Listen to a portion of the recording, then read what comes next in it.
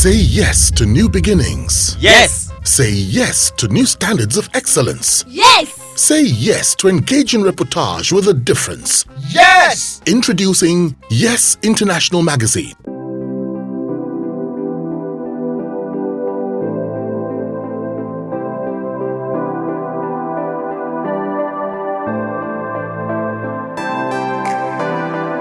Now, at some point, you ran into trouble with the government of ex-president Ibrahim Badamasi Babangida, and you were detained. You were clamped in detention. I think Kirikiri prison for months. Could you tell us what exactly happened? How long were you in detention first?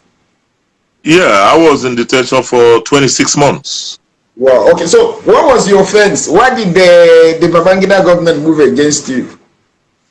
Well, you know, during the military junta regime, usually they try the carrot stick approach. If they try to lure you to either joining them and you don't, the next thing is to try and look for means or to give.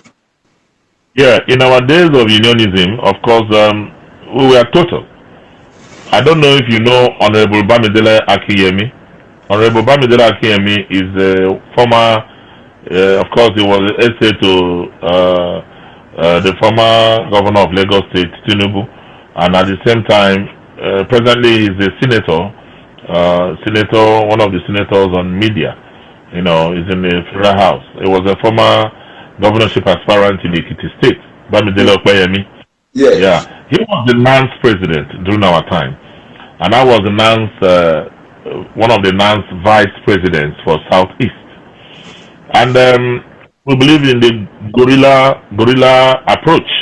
When the government will look for us, we'll go underground, and that was when we were always moving around through the countries, empowering the people, educating the market women, educating people on what was right, on what was wrong, on what they needed to do. We were doing that in cohort with even the NLC, Nigerian Labour Congress. And whenever there was a protest, a nationwide protest, it was total. And of course, NANS, National Association of Nigerian Students, was a very strong force to reckon with. When we come out and make a statement, it was obeyed by the military regime. So for some of us, they had labeled as those people that will bring down their government. They look for illegal ways of trying to subjugate and detain us. And that was why they used my former Vice Chancellor, University of Port Harcourt, Professor Kelsey Harrison. I remember him vividly. Wanted to use that to get at me. And how did they arrest you? Where were you picked up from? Where were you arrested from? Yeah, incidentally, they were coming into the school. They were picking some people that they felt were the ones who initially, there was this misinformation from the then Vice Chancellor, who had told them that I was a member of a secret cult. In fact, they said I was the founder of all the secret clubs in Nigeria. You can imagine that. He choked my brother. My brother choked. So now, I'm going to take two more questions from what happened when you were in Kirikiri. Then we'll now come to Ikemba. So what would you say was the greatest lesson you learned while in Kirikiri? During the 26 months that you spent there? Yeah, already in my book has been long awaited. I discussed that even with you, remember? There are so many things I don't want to give away right now concerning that.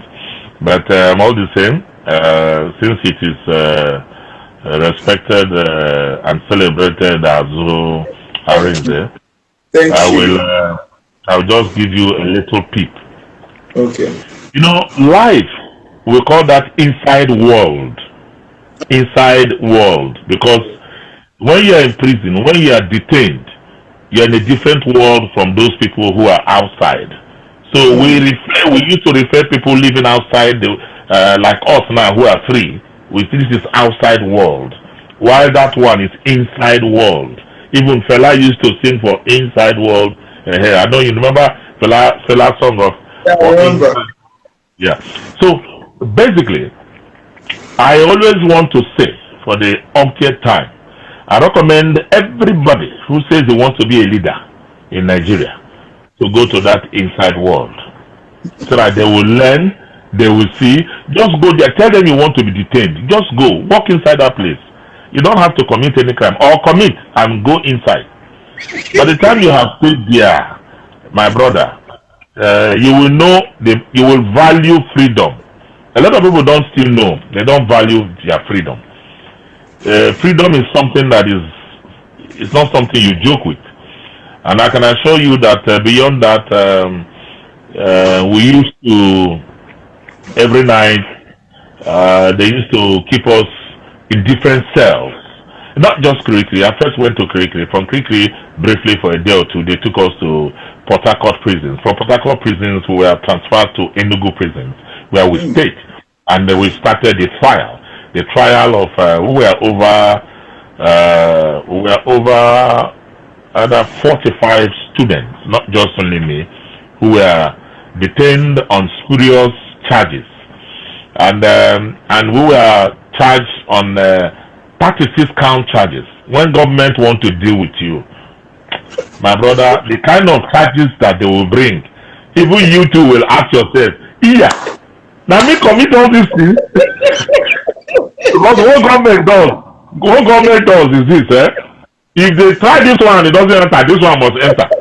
They try you another one again, they say that one must enter. If these two fail, that's how they will keep trying and trying and trying. That's why sometimes you come to court, they say they struck off certain ones. They will amend charges again. That is government for you.